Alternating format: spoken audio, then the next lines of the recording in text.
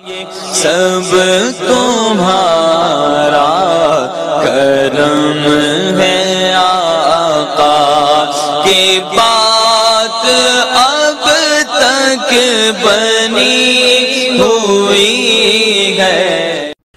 اعوذ باللہ من الشیطان الرجیم، بسم اللہ الرحمن الرحیم۔ امید ہے تمام دوست خیر و عافیت سے ہوں گے۔ چند ایک مصروفیات کی وجہ سے اور جاب کے سلسلے میں مصروفیات کی وجہ سے میں آپ کو بہت سارے واٹس ایپ کے میسیجز کا جواب نہیں دے پاتا، اور پھر بہت سارے سوالات آئے ہوتے ہیں ہر موضوعات کے اوپر، میں ویڈیوز بھی اس طرح سے تفصیلی نہیں بنا پاتا، اس کے لیے معذرت خواہ ہوں۔ سب سے پہلی عرض تو یہ ہے کہ ایک موضوع جس کے اوپر میرے چینلز کے اوپر بہت ایک طویل ورک ہوا ہے الحمدللہ، وہ یہ کہ اماں فاطمہ سلام اللہ علیہا کے اوپر جو ظلم ڈھائے گئے، اور وہ شیخین کی طرف سے، ابوبکر و عمر کی طرف سے یہ جو الزام لگایا جاتا ہے صحابہ کرام کے اوپر، اس کے دفاع کے اوپر میری ویڈیوز ہر ٹاپکس پر، ہر شیعہ کے کوشچن کے جواب موجود ہیں الحمدللہ۔ رضوی بھیا online.com کے اوپر میں نے تحریری کام بھی کیا ہے۔ اب چونکہ اس موضوع کے اوپر مختلف سوالات لوگ کرتے ہیں، تو میں نے سوچا کہ ایک خلاصتاً ویڈیو بنائی جائے جس کے اندر تمام معاملات کو خلاصتاً بیان کیا جائے۔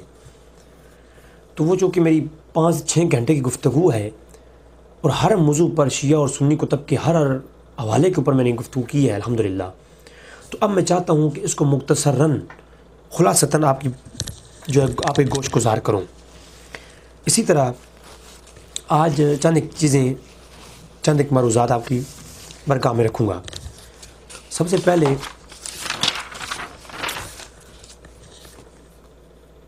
پہلے میں اماں فاطمہ سلام اللہ علیہا کا گھر جلایا گیا، شیعہ کی تاریخ میں جو واقعہ یہ آیا ہے کافی طویل الحمدللہ میں نے اس کے اوپر گفتگو کی، کلام کیا ہے،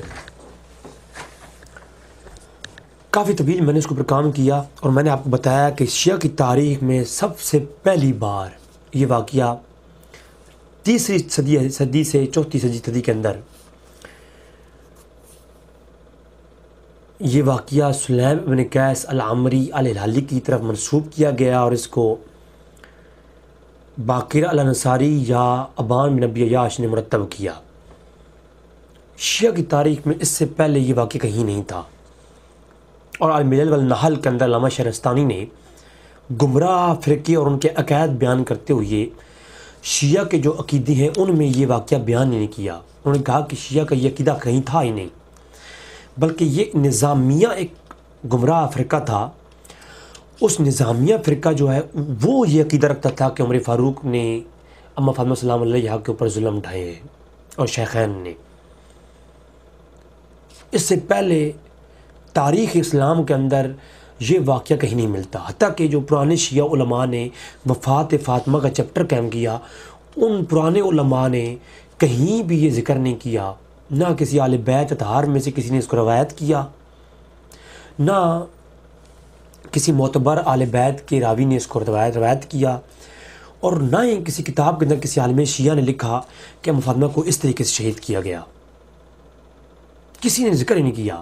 یہ 4 صدی ہجری کے اندر جا کر کے یہ واقعہ سب سے پہلے شیعہ کے علماء نے لیا، اور شیعہ کے علماء کے اسرار آل محمد جو کتاب جس کا ترجمہ پاکستان کے اندر اسرار آل محمد کے نام سے ہوا، کتاب الثقیفہ سلیم ابن قیس، اس کتاب کا PDF میری ویب سائٹ رضوی بھیا online.com کے اوپر سے آپ پوری کتاب لے سکتے ہیں، اگر نہیں تو پھر واٹس ایپ ذریعے مجھ سے لے سکتے ہیں آپ۔ تو سب سے پہلے اس کتاب کے اندر اس کو نقل کیا گیا الثقیفہ کے اندر، یعنی کہ کتاب سلیم ابن قیس کے اندر۔ اب یہاں پر ایک اور عرض کر دو جو کہ شیعہ علماء کی ایک بہت بڑی صراحتاً غلطی ہے۔ شیعہ علماء کہتے ہیں کہ یہ جو مولا علی کا تابعی تھا، یعنی ان کا ایک شاگرد تھا، ان کی سماع کرنے والوں میں سے ایک ان کا عاشق تھا، ان کا ایک شیعہ تھا سلیم ابن قیس، جو کہ کون تھا؟ مولا علی کے غلاموں میں سے تھا۔ تو وہ سلیم بن قیس نے یہ کتاب لکھی، کتاب سلیم بن قیس، اور اس کو ابان بن ابی عیاش کو دے دیا، جیسے کہ وہ ہیں ممتاز حسین نقوی صاحب، کیا نام ہے ان کا، انہوں نے بھی اپنے بیان کے اندر یہی کہا کہ جی امانت کے طور پر یہ اسرار محمد آل محمد پر لکھی گئی یہ کتاب سلیم بن قیس، یہ سلیم بن قیس نے ابان بن ابی یاش کو امانت کے طور پر لکھی ہوئی دی۔ یہ سرکار سلیم ابن قیس کی کہ وقت وفات قریب آیا تو انہوں نے وہ امانت جو آل محمد کے اسرار پر مشتمل تھی، کتاب و سلیم ابن قیس، اس کو کس کے حوالے کیا؟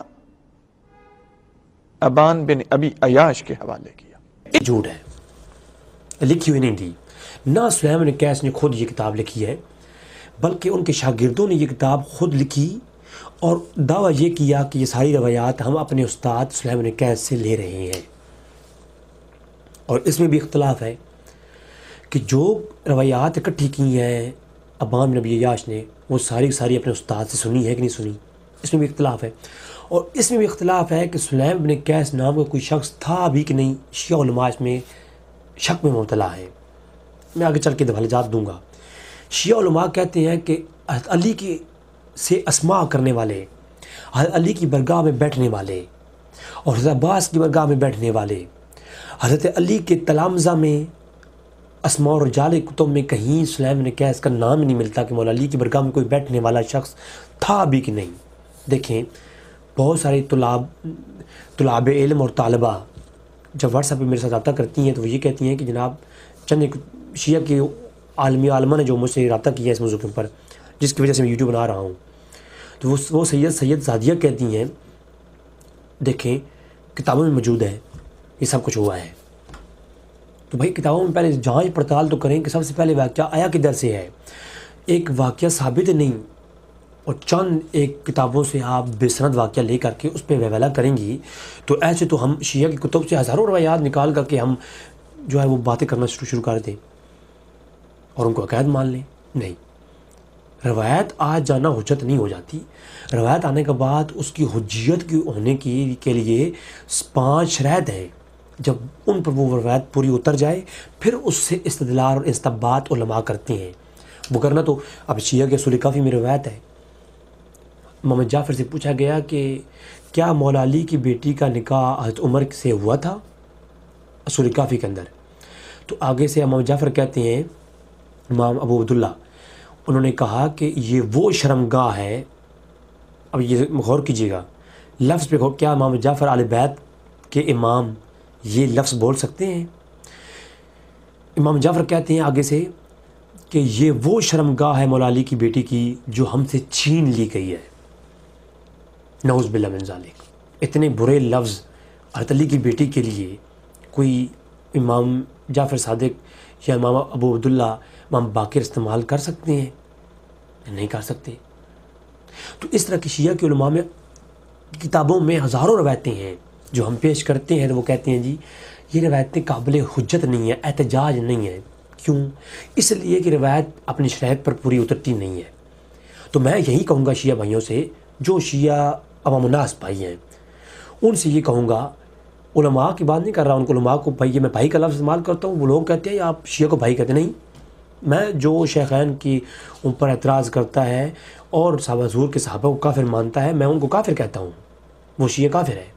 دو ٹوک ہے یہ بات، کیونکہ عام مسلمان کو کافر کہنے والا تو کافر ہو جاتا ہے اور وہ حضور کے صحابہ ان کو کافر کہنے والا مسلمان رہے گا، یہ تو کوئی بات ہی نہیں ہے نا۔ صلح کلیت بھی ایک حد تک ہوتی ہے نا، اصول اس کے بھی اصول ہوتے ہیں۔ میں بھائی کہتا ہوں تو میں مناسب کہہ رہا ہوتا ہوں جن کو علم ہے ہی نہیں، جن کو بھڑکایا گیا ہے۔ تو المختصر جو شیعہ کی تاریخ میں یہ جو واقعہ ہے اس کے اوپر میں آپ بحث کروں گا، پھر میں آگے سنیت کی تاریخ کے اوپر بحث کروں گا، کتب سے جو شیعہ کے اعتراضات ہیں ان کی جوابات دوں گا، اور بطور چیلنج بات کر رہا ہوں، بطور دعویٰ۔ واٹس ایپ موجود ہے میرا، واٹس ایپ پہ بات کر سکتا ہے۔ سب سے پہلے تو ایک دریا تن یہ واقعہ ہونا عقل بھی سے نہیں تسلیم کرتی۔ عرب کے بنو ہاشم یا بنو عباس یا دیگر قبائل میں، بنو تمیم جیسے قبائل میں بھی اگر عورت کی بے حرمتی کی جاتی یا عورت کے ساتھ کوئی ایسا واقعہ کسی کی عزت کے اوپر کیا جاتا، اگرچہ عورت کو دفن بھی کیا جاتا تھا اس وقت بھی، اگر عورت کے ساتھ ایسا کیا جاتا کسی گھر میں گھس کر کے کسی کے زوجہ کے ساتھ، تو بنو ہاشم اس کے خلاف سخت ایکشن لیتے، ویلا مچ جاتا، اتنا بڑا واقعہ۔ تو وہ تو جنگ حدیبیہ اور جنگ بدر کی طرح اس واقعے کو ہر امام نقل کرتا، ہر اہل بیت روایت کرتے، نہ کسی اہل بیت نے روایت کیا، نہ کسی امام نے روایت کیا۔ 300 سال کے بعد آگے یہ واقعہ کتابوں میں آتا ہے۔ یہ شیعہ کی تاریخ کی بات کر رہا ہوں۔ سنیوں کی تاریخ میں سب سے پہلے یہ دھمکی ملتی ہے مصنف ابن ابی شیبہ میں، اس کے اوپر میں بعد میں آتا ہوں، پہلے میں شیعہ کے اوپر بات کر لوں۔ اور پھر مولا علی کے سامنے وہ حدیثیں موجود تھیں، اللہ کے رسول نے فرمایا شیعہ سنی کو تم کے اندر سنت صحیح کے ساتھ یہ روایت موجود ہے۔ اللہ کے رسول نے فرمایا جس نے بھی اپنے اہل و عیال کی عزت بچانے کے لیے، اپنی اہل و عیال کی جو ہے نا وہ محبت میں ان کی حفاظت کرنے کے لیے لڑتے ہوئے مارا گیا، وہ شہید ہے، اور تم پر جہاد فرض ہے، اسی طرح اہل و عیال کے لیے دفاع کرنا بھی تم پہ فرض ہے۔ تو مولا علی گھر پہ حملہ ہوتا رہا، مولا علی جو ہے وہ تماشا دیکھتے رہے، بنو عباس تماشا، بنو ہاشم تماشا دیکھتے رہے، گھر جلایا گیا، بنو عباس بنو ہاشم تماشا دیکھتے رہے۔ پھر عمر فاروق کے دور میں بعد میں مولا علی کو وزارتیں ملیں، اس وقت جناب سب مولا علی نے بدلہ نہیں لیا، تماشا دیکھتے رہے۔ حضور کی بیٹی کے ساتھ اتنا کچھ ہو گیا، بنو ہاشم، بنو عباس اور دیگر صحابہ اکرام جیسے جلیل القدر صحابہ اکرام وہ تماشا دیکھتے رہے۔ بنو امیہ کے یا جو ہے وہ شیخین کے حکومت میں کتنے لوگ تھے، کتنی پاور تھی وہ بتائیں آپ مجھے۔ جو مولا علی صفین میں جاتے ہیں، جمل میں جاتے ہیں، اور آخری دم تک میں چیلنج کر رہا ہوں، ایک جگہ مولا علی نے کہیں یہ فرمایا ہو کہ میں نے فلاں جگہ جنگ اس لیے کی ہے کہ اماں فاطمہ کی میں نے بدلہ لینے کے لیے کی ہے، انتقام لینے کے لیے۔ یہاں تو شیعوں نے یہ لکھا ہے کہ اماں فاطمہ جب قیامت دن اٹھیں گی سب سے پہلے اماں عائشہ سے انتقام لیں گی۔ شیعہ کی کتب بھری پڑی ہیں ایسے عقائد سے کہ اماں فاطمہ جو ہے قیامت والے دن اسی انتظار میں ہے کہ قیامت آئے اور وہ دوبارہ سے ظاہر ہوں، ان کا ظہور ہو، اور امام مہدی کے ساتھ مل کر کے اماں فاطمہ جو ہے اماں عائشہ سے انتقام لیں گی جو انہوں نے جنگیں کی ہیں مولا علی کے ساتھ۔ تو ایک جگہ تو وہ عقیدہ، تو میں کہتا ہوں کیا مولا علی نے ظاہری زندگی کے اندر کیوں نہیں انتقام لیا؟ پہلی جہالت یہ ہے۔ اور اگلی بات، دوسری عرض یہ ہے کہ شیعہ کی تاریخ میں سب سے پہلے یہ واقعہ سلیم ابن قیس العمری الہلالی کتاب میں آیا، اور سلیم ابن قیس العمری جو ہے اس کی جو کتاب ہے یہ اس کی اپنی کتاب نہیں ہے، اس کی روایات لکھی ہیں اور اس کو نام دے دیا کس کا، جیسے کہ ملفوظات اعلیٰ حضرت مشہور ہے نا سنیوں کے ہاں۔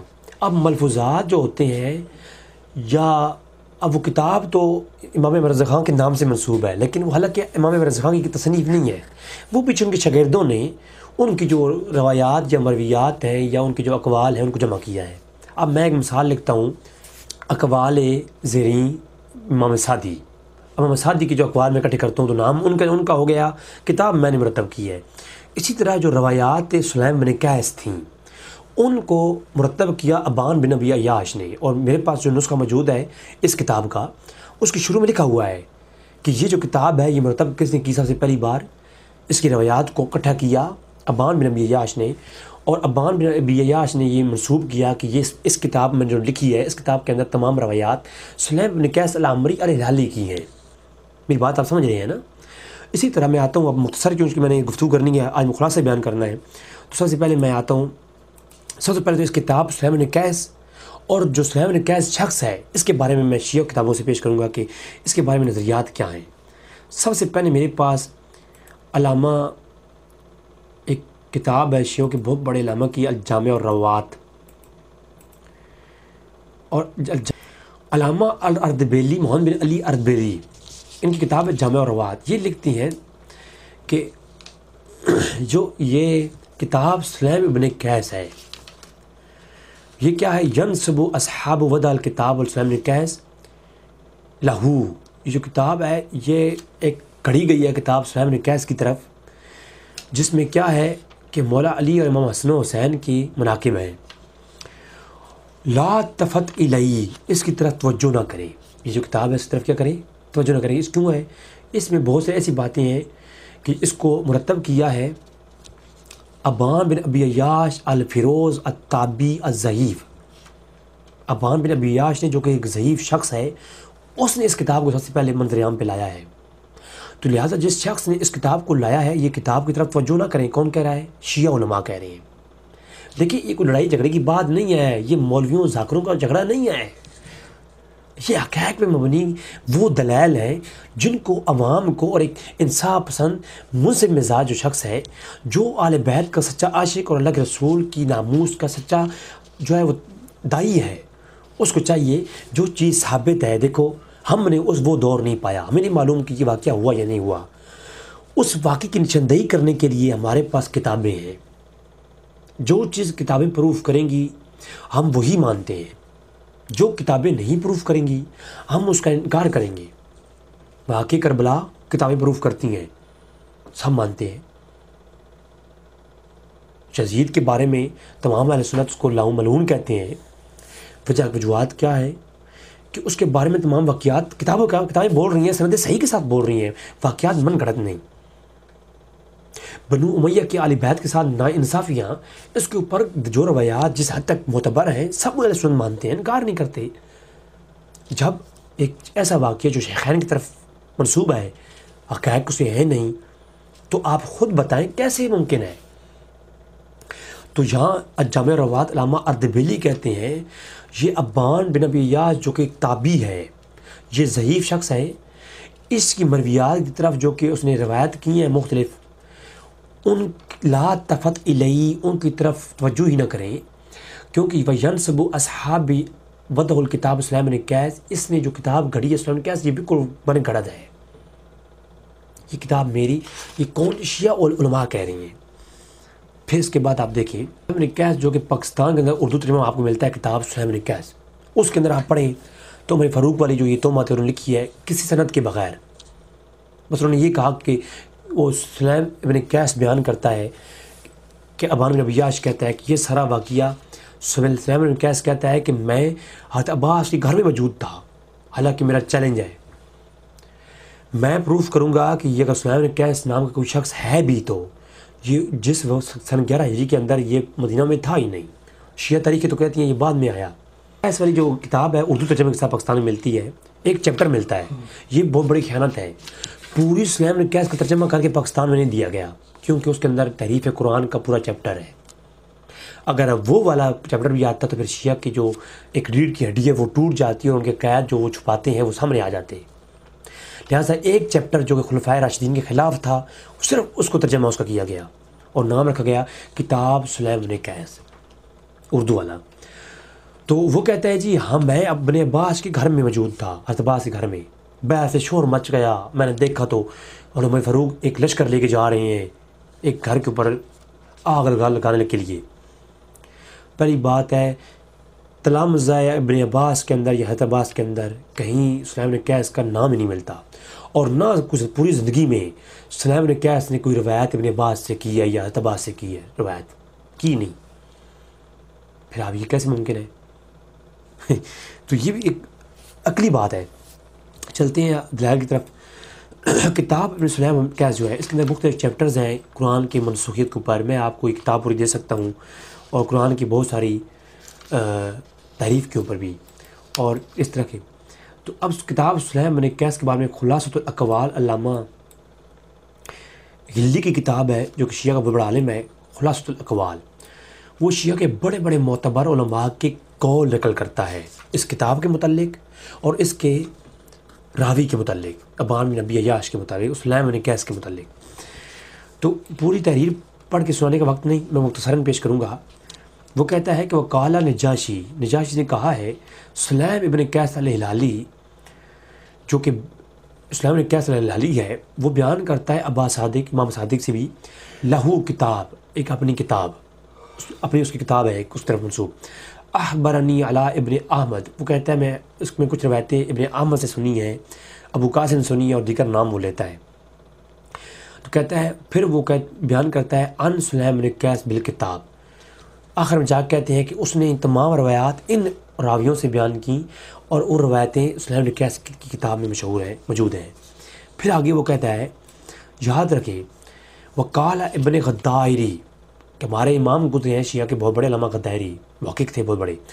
وہ کہتے ہیں, یہ پوری بحث لکھنے کے بعد وہ شیعہ عالم علامہ ہلی کہتا ہے کہ سلیم ابن قیس العامری الہلالی روی عن ابن عبداللہ و حسن و حسین و علی ابن حسین علیہ السلام و ینسب الی ھذا الکتاب المشہور، جو کتاب اس کی طرف منسوب ہے اور وہ منسوب کرتا روایتیں، وہ کہتا ہے یہ جو کتاب ہے، وَقَانَ أَصْحَابُنَا يَقُولُونَ، ہمارے علماء صاحب نے کہا ہے، ان سلیمان لا یعرف،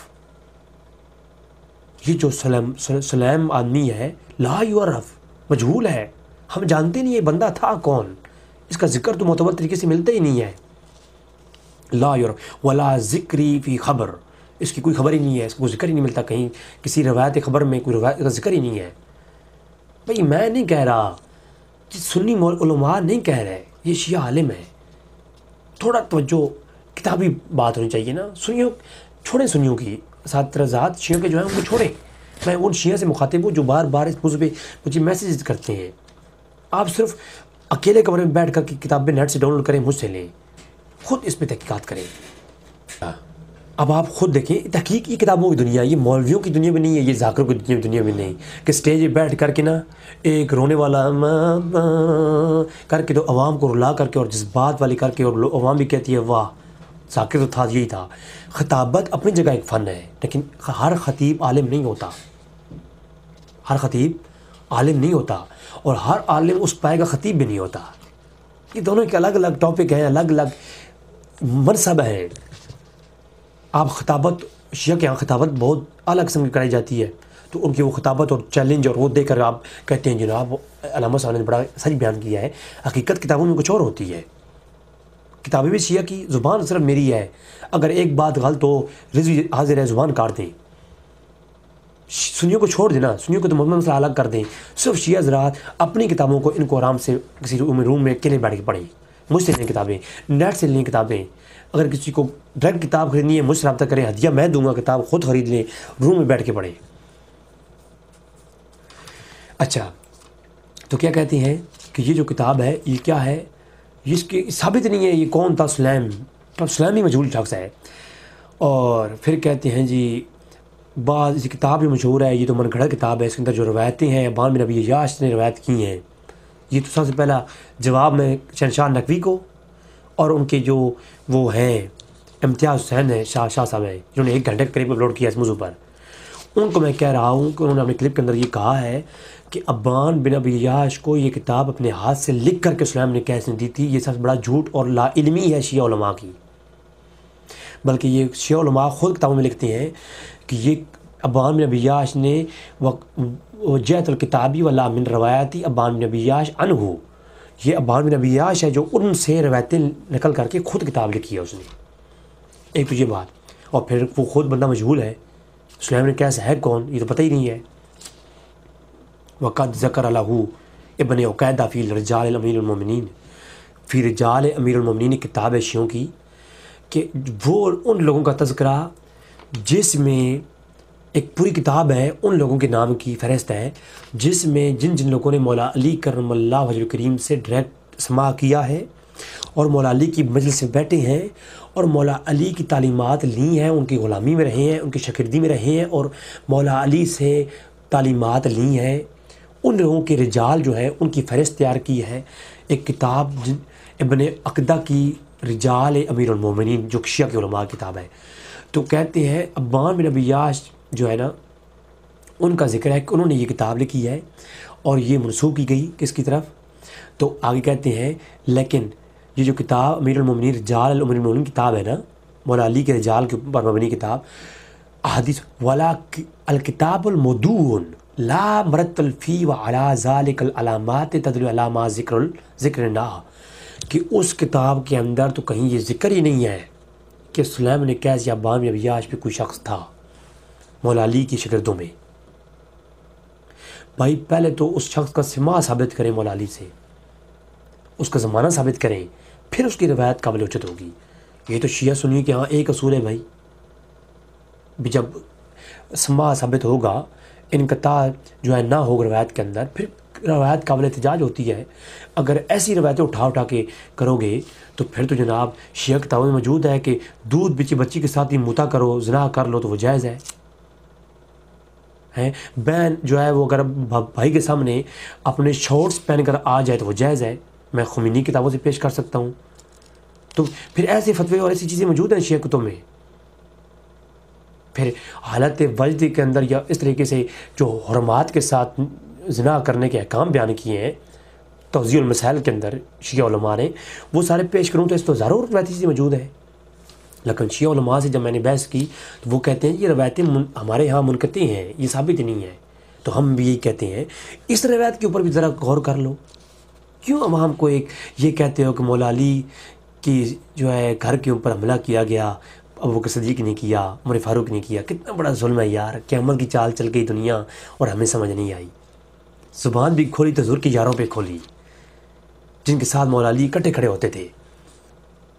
تاریخ اسلام میں کوئی ایک جملہ دکھا دو مولا علی کا کہ مولا علی بعد میں یہ کہا ہو کہ میں نے ابو بکر عمر سے بدلہ لینا تھا کہ انہوں نے میری زوجہ اما فاطمہ سلام اللہ علیہا کے اوپر ظلم کیا، زد و کوب کیا، اور نوز باللہ آپ کے بطن میں ایک بیٹا تھا جس کا اسقاط ہو گیا، نوز باللہ من ذالک. حضور کی بیٹی کے ساتھ اتنا کچھ ہو جائے اور امت سوتی رہے ہیں. اور یہ 4 سال کے بعد شیعہ کو معلوم ہو یہ بات، کیونکہ عاشق تو بعد میں اہل بیت کی پیدا ہوئی، یہ پہلے تو تھے ہی کوئی نہیں نا حضور کے دور میں. استغفر اللہ، نعوذ باللہ من ذالک. نہ امام جعفر کو معلوم ہوا، نہ امام باقر کو معلوم ہوا، نہ حسن و حسین کو یہ بات معلوم ہوئی کہ ہماری اماں جان کے ساتھ نہ ظلم ہوا ہے. سبحان اللہ، اللہ اکبر. میں بات کو مختصر کر رہا ہوں. تو یہ کتاب کیا ہے جی؟ گھڑی ہوئی کتاب ہے. یہ والا آگے آپ کے سامنے کس کا؟ خلاصۃ الاقوال کا. المختصر اس طرح روضۃ الجنات کتاب ہے علامہ الموسوی کی. انہوں نے اس کے اوپر بڑی وضاحت کی. انہوں نے کہا سلیم بن قیس بندہ ہی مجہول ہے، اور اس کی جو کتاب ہے سب سے پہلے سلیم بن قیس جو کتاب ہے اس نے فتنہ برپا کیا ہے عالم اسلام کے اندر. اور ہم شیعہ حضرات اس کو اسلام کے اندر مانتے نہیں. اس کتاب کا انکار کیا علماء شیعہ نے، علامہ موسوی نے. یہ روضۃ الجنات میں آپ کے سامنے پیش کر رہا ہوں. روضۃ الجنات ایک بہت معتبر کتاب ہے شیعہ کی، فی احوال علماء السادات، سادات کے علماء کا تذکرہ ہے شیعہ کے ہاں. یہ معتبر کتابیں ہیں، ان کا انکار کریں گے شیعہ تو پھر شیعہ کی تاریخ مجھے بتائیں کیا ہے. پھر اس کے بعد الرجال ابن غدائری، اس کتاب کے اندر شیعہ کی معتبر کتاب ہے. ایک چیپٹر قائم کیا سلیم بن قیس کا کہ یہ کون ہے. تو کہتے ہیں کہ وکان اصحاب یقولون، ہمارے شیعہ علماء کہتے ہیں ان سلیمان لا یعرف، کہ یہ جو عالم یہ جو شخص ہے سلیم بن قیس یہ ہے کون؟ اس کی کتابوں میں تو ذکر ہی نہیں ہے. یہ بندہ ہے کون؟ اس کے بارے میں یہ مجہول ہے. اور مجہول راوی کی روایتوں پر استدلال استنباط نہیں ہوتے. علامہ شہنشاہ نقوی صاحب، ہم چلو آپ علم میں مرتبے میں بڑے صحیح، ہمیں کچھ بتائیں. ہم آپ سے پوچھتے ہیں، شاگردوں کے سوال کرتے ہیں، آپ ہمیں بتائیں. اور پھر کہتے ہیں کہ لا یعرف ولا ذکری فی الخبر، اس کے بارے میں تو خبر ہی نہیں ہے. اور ولا کتاب الموضوع، اس نے ایک موضوع کتاب کڑی ہوئی ہے ان کے بارے میں. لا مرتل فی، اس کی روایات پر اعتبار نہ کریں. ایک لمبی بحث ہے، میں نے مختصر پیش کر دی. پھر الکنی والالقاب، یہ علامہ کمی کی کتاب ہے، العباس الکمی. یہ میرے پاس نسخہ ہے، یہ کم ایران کا چھپا ہے. اس میں کہتے ہیں کہ سلیم بن قیس العامری الہلالی یہ کون ہے؟ کہتے ہیں لہو کتاب المعروف، اسی کتاب میں معروف ہے.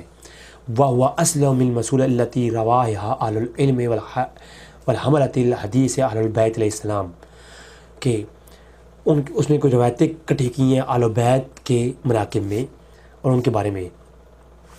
لیکن کیا وَهُوَ أَوَّلُ الْكِتَابِ ظَهَرَ الشِّيَّةِ، شیعہ کی کتاب میں سب سے پہلی یہ کتاب ہے جو شیعہ کی تاریخ میں گھڑی گئی کتاب ہے، اور شیعہ کے عقیدوں کو الگ کیا ہے اس نے. اور معروف بہن محدثین حدیث کے معروف ہوئی ہے. لیکن کہتی ہیں کہ بھی لا کان یویل الحلالی، کہ اس کتاب کی روایتیں حلالی سے ہی ہیں، اس پہ کوئی اتفاق نہیں ہے.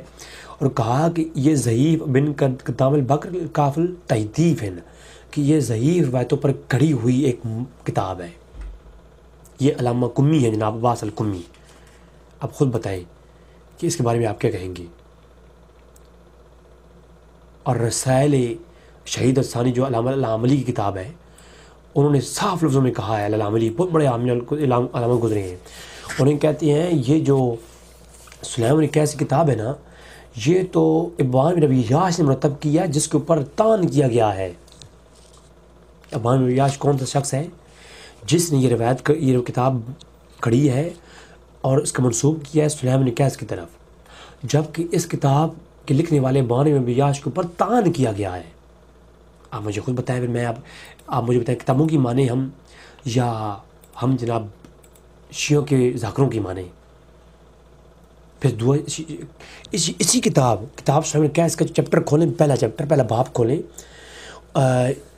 جو مختون قیس کے چیپٹرز کے پہلے شروع میں آپ جائیں گے تو آپ کو معلوم ہوگا کہ ابان بن ابی عیاش خود کہتا ہے کہ میں اس کتاب کو لکھ رہا ہوں، اور اس کے اندر جو ہے وہ تحریف قرآن کے باب بھی لائے ہیں جو شیعہ کے سب سے پہلے عقائد اس میں ڈالے گئے ہیں۔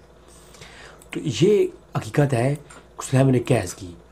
اب اس کے راوی جو ابان بن ابی عیاش ہے اس کے متعلق کیا ہے؟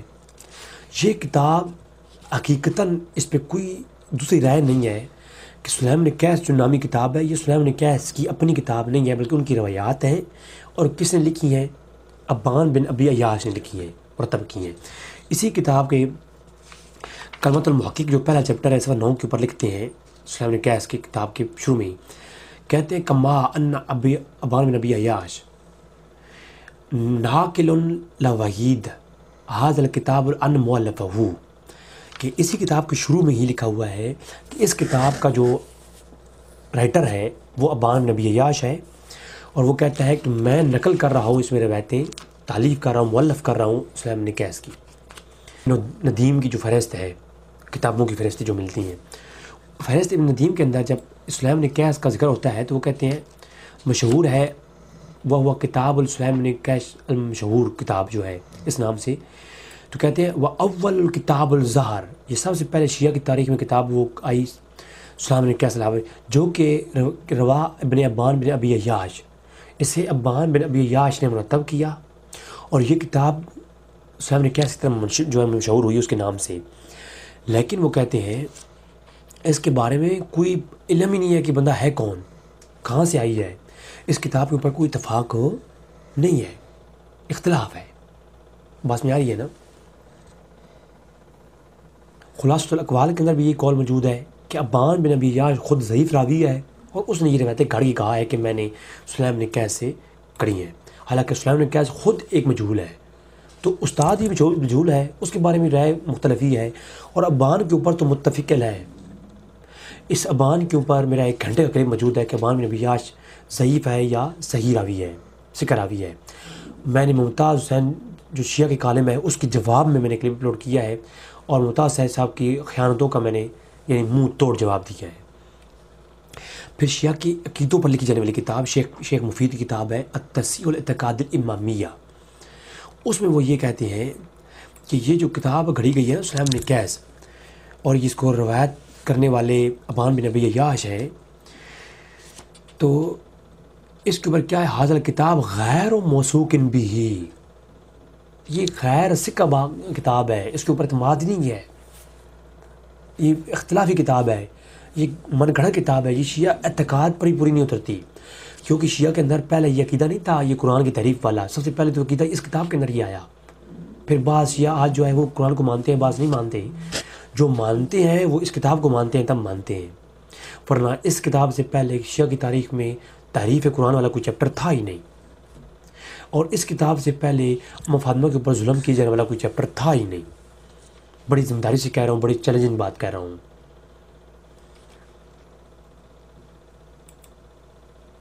اور اس کی تدلیس کے اوپر، اس کے جھوٹ بولنے کے اوپر پوری بحث کی ہے تحصیل الاعتقاد الامامی کے اندر ابان بن ابی عیاش کے متعلق شیخ مفید نے۔ اب شیخ مفید کو اگر کوئی شیعہ غلط کہہ دے تو میں اسے جو سلام کروں گا۔ شیخ مفید کو ہر کوئی جانتا ہے بچہ کہ وہ کون ہے شیعہ کے ہاں۔ پھر کتاب الرجال علامہ ہلی صاف لفظ میں کہتے ہیں کہ یہ جو ابان بن ابی عیاش الفیروز ہے نا، یہ کون ہے، یہ ضعیف راوی ہے، اور اس کی جو کتاب گھڑی ہے وہ سلیم بن قیس ہے۔ یہ راوی کون ہے؟ یہ ضعیف ہے۔ نقد الرجال کے اندر علامہ کرچی کہتے ہیں، وہ کہتے ہیں کہ یہ جو ابان بن ابی عیاش ہے یہ ضعیف ترین راوی ہے، اس کی طرف توجہ ہی نہ کریں، لا تفت الیہ، اور اس نے ایک منسوب کی ہے جھوٹی کتاب سلیم بن قیس۔ تو شیعہ کی تاریخ کا سب سے پہلا واقعہ جہاں پہ لکھا گیا وہ تاریخ ہی ختم ہو گئی. اب آگے اس کو علماء شیعہ ہر کتب کے اندر لکھتے رہے ہیں. تو وہ اس کتاب کے حوالے سے جب جڑ ہی ختم ہو گئی تو تنے پڑے رہیں. آج شیعہ بیان کرتے رہیں، لیکن جب شیعہ کتابیں آپ کھولیں گے تو وہ یہی کہیں گے کہ ہم نے یہ العمری الہلالی سلیم نے کیس نے بیان کیا. تو سلیم نے کیس نے جو بیان کیا وہ تو کہ اصل میں اس واقعی کی اصل جڑ جو ہے وہ میں نے ختم کر دی. اصل جڑ ثابت ہی نہیں ہے. رجال توسی، شیخ توسی کی جو کتاب ہے شیعہ کے ہاں بڑا معتبر، نقط و رجال بھی ہو گئی، اور شیخ توسی کی کتاب اس میں کہتے ہیں ابان بن ابی عیاش الفیروز تابعی ہے اور ضعیف ہے. اس کے علاوہ دیگر کتابیں جو ہیں وہ بھی اس کے بارے میں یہی کہتی ہیں. سنی کتابیں بھری پڑی ہیں، میں نے صرف شیعہ پر ہی اکتفا کیا ہے. پھر شہنشاہ نقوی صاحب نے جو ظلم کیا اور انہوں نے، اور ممتاز صاحب نے، انہوں نے کتاب پیش کی المستدرکات علم الرجال، شیعہ کی کتاب پیش کی، اور اس میں انہوں نے ابان بن ابی عیاش کے متعلق جو پازیٹیو قول ہے وہ دکھا کر کے یہ لوگوں کو دھوکہ دیا کہ ابان بن ابی عیاش ایک سکہ راوی ہے. اس کے اوپر میرا 1 گھنٹے کلپ آ چکا ہے. میں نے شہنشاہ صاحب کے جو میں سمجھتا ہوں کہ ہر لفظ کا جواب دیا ہے تفصیل کے ساتھ. 1 گھنٹے کا کلپ ہے.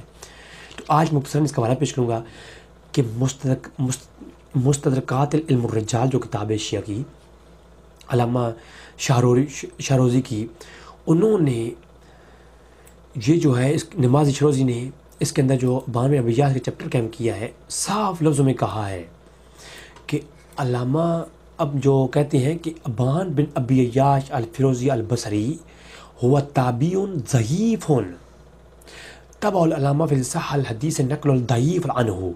اس نے اتنی روایتیں گھڑی ہیں کہ علماء کہتے ہیں اس پہ کسی روایت پر اعتماد ہی نہ کرو جو روایت اس کی صحیح بھی ہو نا. ابان بن ابی عیاش کی صحیح روایت پہ بھی اعتماد نہ کرو، کیونکہ یہ ایک تابعی ضعیف ہے اور اس نے اتنا نقل کر رکھا ہے نا گند کہ ہر روایت اس کے اوپر اعتماد نہ کرو جو صحیح بھی ہو. یہ میں نہیں کہہ رہا، شیعہ کے آج کے دور کی انسائکلوپیڈیا آف اسم و رجال کتاب ہے. یہ بحث ہے اس کے بارے میں، سلیم نے کیس کے بارے میں بھی اور اس کے بارے میں بھی. اور کہتے ہیں سلیم نے کیس کی روایات جو اس نے کھڑی ہیں نا وہ ساری کی ساری کیا ہیں، صحیح ہیں، ان پہ اعتماد نہیں کرنی چاہیے. اور اس نے ایک کتاب جو ذکر کی ہے وہ ترجمہ سلیم نے کیس کے نام سے، وہ مشہور ہے لیکن وہ ثابت ہو نہیں ہے. ایک پوری لمبی بحث ہے.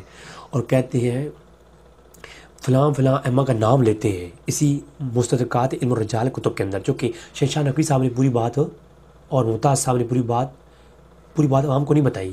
کیونکہ تکیہ جو ہے پوری بات بتائیں گے تو عوام پھر سمجھ جائے گی کہ یہ جو ہے صحابہ کرام کے خلاف نفرت پھیلانے کی سازش ہے، حضور کی یاروں کے خلاف نفرت پھیلانے کی سازش ہے. اسی طرح شیعہ کرتے ہیں، اس طرح ناس بھی کرتے ہیں. ناس بھی مولا علی کے خلاف جو ہے ان کے مقام کو کم نہ کرنے کے لیے ایسا کرتے رہتے ہیں، اور بنو امیہ کے چیلوں بدماشوں کو اوپر لانے کے لیے ایسا کرتے رہتے ہیں. تو یہ یاد رکھیں، یہی طریقہ کار ہے شیعہ کا بھی، یہ طریقہ کار ہے ناسبیوں کا بھی. تو یہاں پر کہتے ہیں قال علامہ امینی فی کتاب الغدیر، اور دیگر علماء کے نام لکھتے ہیں. انہوں نے کہا ہوا کذاب منقول من عامہ، کہ پورے عام علماء کے ہاں اس کے بارے میں مشہور ہے کہ وہ ایک کذاب شخص ہے ابان بن ابی عیاش. ووجہ تضعیفہم الکتاب، اس نے ایک کتاب کھڑ رکھی ہے کتاب السلیم بن کیس. تو اس کے بارے میں ایک پوری بحث کی ہے. کس نے؟ یہ علامہ غزالی. پوری بحث ہے، میں نے اس کو مختصر کر دیا ہے. تو امید ہے کہ شیعہ کی تاریخ کا یہ واقعہ آپ کے سامنے آ چکا ہوگا. شیعہ کی تاریخ کا یہ واقعہ آپ کے سامنے آ چکا ہوگا. سنیوں کی تاریخ کی طرف اب آتی ہیں. سنی تاریخ میں یہ واقعہ سب سے پہلے جو کتاب ہے مصنف ابن ابی شیبہ، مشہور ترین کتاب ہے، امام بخاری کے استاذ گزرے ہیں، انہوں نے اس روایت کو وہاں لایا. اب میں شیعہ کی تاریخ کلوز کر چکا کہ شیعہ کی کتابوں میں یہ واقعہ جا بجا ہے، لیکن شیعہ کی تاریخ میں سب سے پہلے واقعہ یہ کتاب سلیم بن کیس میں آیا، اور اس کتاب کے اندر اس کی کوئی حیثیت اوقات ہی نہیں ہے. اب باقی جو علماء بعد کے دور میں آتے رہے وہ اس کتاب سے لے کر لکھتے رہے. اگر بعض کچھ یہ کہے کہ جی ہم اس کتاب کو مانتے ہیں، تو بعض اس کتاب کو مانتے ہیں بعض نہیں مانتے، تو اس کا مطلب یہ ہے کہ کتاب ہی شک والی ہے، اور مشکوک کتاب سے اتنا بڑا آپ ظلم نہیں کر سکتے کل کوئی کسی مشکوک کتاب سے آپ کو کہہ دے کہ جناب اللہ کے رسول کے بارے میں کوئی ایسی باتیں کر دے یا مولا علی کے بارے میں ایسی کوئی باتیں کر دے، تو کیا آپ مان لو گے ایسی؟ نہیں، ایسا نہیں ہوتا۔ اصل میں کتاب ثابت ہو، اس سے پھر روایت ثابت ہو جائے۔ سنیوں کے یہاں بھی ایسی کئی کتابیں کھڑی پڑی ہیں، اور شیعوں کے یہاں بھی ایسی کتابیں کھڑی ہوئی ہیں۔ اسلام میں فتنہ برپا کرنے کے لیے غیر مسلموں کی سازش ہے، تاکہ اسلام کے اندر فرقے بنائے جائیں، نفرتیں پھیلائی جائیں، یہ مسلمانوں کو خود کاٹیں، تو پھر غیر مسلم وہ خوش ہوتے ہیں، کیونکہ وہ خود مسلمانوں کا سامنا کبھی زندگی میں تاریخ گواہ رہی ہے، غیر مسلم کبھی بھی مسلمانوں کا سامنا نہیں کر پائے، تاریخ گواہ ہے۔ اس لیے انہوں نے مسلمانوں کو آپس میں لڑانے کے لیے ایسی چیزیں پھیلائی ہیں، جو سینسٹیو ایشو ہیں ان کے اوپر لڑائیاں کرائی ہیں۔ ہزاروں علماء شیعہ جو ہے نا وہ ذبح کیے گئے ان اختلافات کی بنیاد پر، ہزاروں سنی قتل کیے گئے ان اختلافات کی بنیاد پر۔ مصنف ابن ابی شیبہ کے اندر یہ 38,200 نمبر روایت ہے۔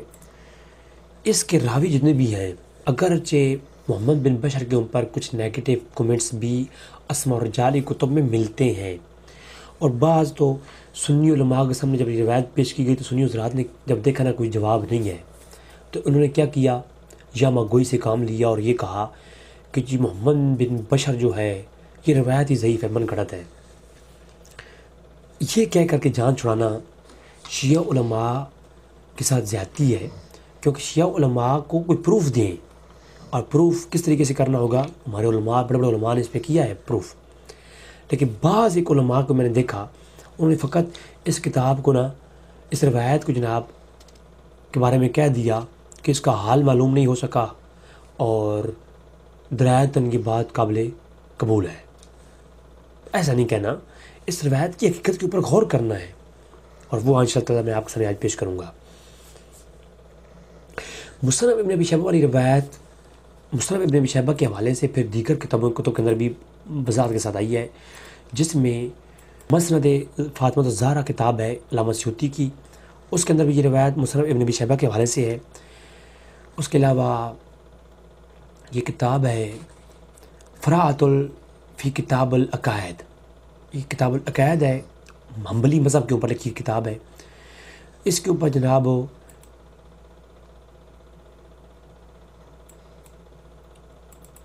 اس کتاب کے اندر بھی جناب اس واقعے کو مصنف ابن ابی شیبہ کے حوالے سے لکھا گیا۔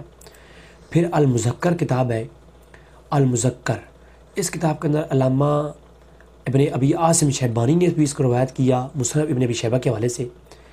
پھر اسی روایت کو علامہ شیبانی کے علاوہ دیگر کتاب المغازی کے اندر بھی یہ روایت ملتی ہے جو ابن قدامہ کی ہے، اور دیگر کتابوں کے اندر بھی یہ روایت جا بجا آئی ہے، کتابوں کے اندر بھی یہ روایت آئی ہے۔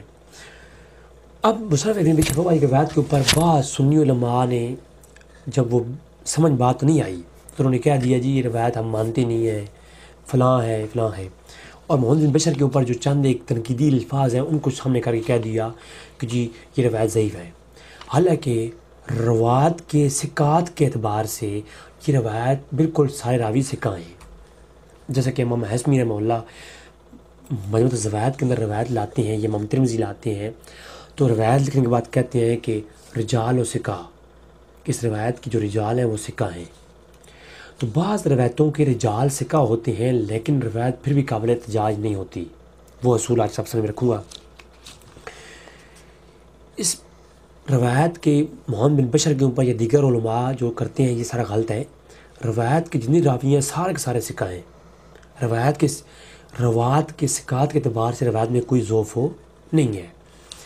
روایت اس کے اندر دو روایت کے اوپر اعتراضات ہیں جو کہ بالکل جامع ہیں، ہر شیعہ سنی علم رکھنے والا بات سمجھ جائے گا۔ سب سے پہلی بات تو یہ ہے کہ مصنف ابن ابی شیبہ کی جو روایت ہے اس کو یہ اپنے روایت ہونے کے اعتبار سے منفرد ہے، یعنی اسی واقعے کو کسی اور راوی نے اس سند کے ساتھ کہیں بھی بیان نہیں کیا۔ اور علوم محدثین میں علامہ ممکانی شیعہ کو پڑھ لیں یا علامہ زیبی مزی، علامہ زیبی اور شیعہ کے سنیوں کے علماء کو آپ پڑھ لیں تمام کے ہاں یہ اصول ہے کہ جو روایت شاذ ہوتی ہے، مقدمہ ابن صلاح میں موجود ہے، وہ یہ ہوتی ہے کہ جب کوئی راوی اپنی روایت کرنے کے اعتبار سے منفرد ہو تو اس کی روایت پھر مقابل حجت نہیں ہوتی۔ تو ایک تو یہ ہے کہ روایت ایک ہی عمر کا غلام ہے، حضرت عمر کا غلام اسلم، وہ اپنے بیٹے زید کو بیان کرتا ہے، تو وہ راوی اس بیان میں اپنا تنہا ہے، منفرد ہے، کوئی کسی اور نے اس کو روایت نہیں کیا۔ تو پہلی تو اس میں نقص یہ ہے۔ تو پہلی بات یہ ہو گئی کہ یہ روایت شاذ ہے، اور روایت شاذ قابل، چاہے وہ سند صحیح کے ساتھ بھی ہو، وہ قابل احتجاج نہیں ہوتی۔ دوسری بات یہ ہے کہ تاریخ کبیر کے اندر امام بخاری رحمہ اللہ جب اسلم کے بارے میں حالات لکھتے ہیں کہ اسلم کون ہے جو عمر کا غلام ہے، تو انہوں نے بھی وضاحت کے ساتھ لکھا، اور دیگر بھی کتب کے اندر بھری پڑی ہیں کتابیں۔ تو آپ طبقات ابن سعد پڑھ لیں، اصحابہ پڑھ لیں، اور دیگر کتابیں اسماء و رجال کی تاریخی پڑھ لیں۔ یہ جو اسلم مولا عمر ہے، یہ جو اما فاطمہ السلام علیہ کا جو واقعہ بیان کر رہا ہے نا، اسلم کہتا ہے کہ عمر فاروق نے جو ہے یہ گھر جا کے دھمکی دی، جو مصنف ابن ابی شیبہ کی روایت ہے نا، اس کے اندر وہ دھمکی والی روایت اسلم بیان کرتا ہے۔ حالانکہ اسلم اس واقعے کو بیان کرتا ہے جو 11 سنہ ہجری میں ہوا۔ اسلم اس واقعے کو بیان کرتا ہے جو سنہ 11 ہجری میں ہوا، ابوبکر صدیق کے دور میں، جب خلافت ابوبکر کی بیعت ہو رہی تھی نا، تو عمر فاروق گئے اور کہا کہ جی بیعت کرو، اگر نہیں کرتے تو میں گھر کو آگ لگا دوں گا۔ تو اس کا مطلب ہے ابوبکر صدیق کی بیعت ہو رہی تھی، اس دوران یہ واقعہ ہوا، جس واقعے کو دھمکی دی گئی نا، یہ واقعہ ہے ان دور ابوبکر کی بیعت کا، سن 11 ہجری کا۔ اور یہ جو عمر فاروق کی خلافت کب ہوئی؟ جب ابوبکر صدیق وفات پا چکے، اما فاطمہ بھی وفات پا چکی، بعد میں دور آتا ہے عمر فاروق کا۔ عمر فاروق کے دور میں ایک شخص جس کا نام اسلم ہے، وہ مدینہ پہلی دفعہ آتا ہے اور آ کر کے اسلام قبول کرتا ہے عمر فاروق کے ہاتھ پر۔ اور عمر فاروق کے ہاتھ پر جب وہ اسلام قبول کرتا ہے، مسلمان ہوتا ہے اور غلامی عمر میں آتا ہے، وہ عمر فاروق کے دور میں، تو جو 7 سال پہلے واقعہ ہوا اس کو اس نے کیسے بیان کر دیا؟ بات سمجھ نہیں آئی میری۔ ایک شخص مسلمان ہوتا ہے عمر فاروق کے دور میں، اور وہ واقعہ بیان کر رہا ہے ابوبکر صدیق کے دور کا، اور وہ مدینہ میں تھا بھی نہیں۔ امام بخاری نے لکھا، دیگر ائمہ نے لکھا، تو مجھے خود بتائیں، جو شخص مدینہ میں بھی نہیں تھا، مسلمان بھی نہیں تھا، اس دور میں جو واقعہ ہوا اس کو وہ بیان کرتا ہے عمر فاروق کی غلامی میں آ کر کے، تو وہ روایت کس اعتبار سے صحیح ہے؟ اس کو کہتے ہوتے ہیں روایت منقطع۔ سند منقطع ہو گئی، راوی واقعے پر موجود ہی نہیں ہے، تو علمی اعتبار سے یہ روایت منقطع ہے، واقعے کی نشاندہی ہی نہیں کرتی۔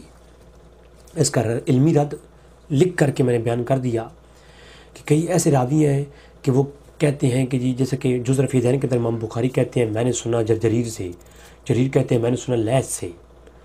تو اب روایت لیث بھی جو ہے وہ بھی ثقہ راوی ہیں، جریر بھی ثقہ راوی ہیں، اور امام بخاری بھی قابل اعتماد ہے، تو وہ روایت ضعیف ہے۔ جب راوی سارے ثقہ ہیں تو ضعیف کیوں ہے؟ اس لیے کہ لیث کی وفات کے 20 سال کے بعد جریر پیدا ہوا، تو جب سماع ہی نہیں ہے، ملاقات ہے ہی نہیں، تو روایت کیسے بیان کر دی؟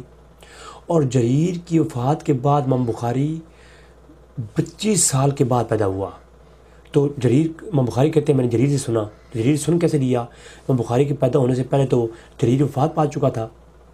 تو اس طرح راوی سارے ثقہ ہوتے ہیں، لیکن جب ان کی ملاقات اور سماع نہیں ہوتا، واقعی کی نشاندہی نہیں ہوتی، تو اسے کہتے ہوتے ہیں روایت منقطع۔ اور وہ نخبۃ الفکر کے اندر امام ابن حجر نے کہا کہ وہ روایت ضعیف ہوتی ہے۔ تو اس لیے دوستو مختصراً میں نے اس کے اوپر بحث کر دی تاکہ آپ کو سمجھ آ جائے کہ مصنف ابن ابی شیبہ والی روایت کا یہ ہے۔ اس کے بعد پھر انصاب الاشراف کے علامہ بلازری نے اس کو بیان کیا الحمید الرازی کے نام سے۔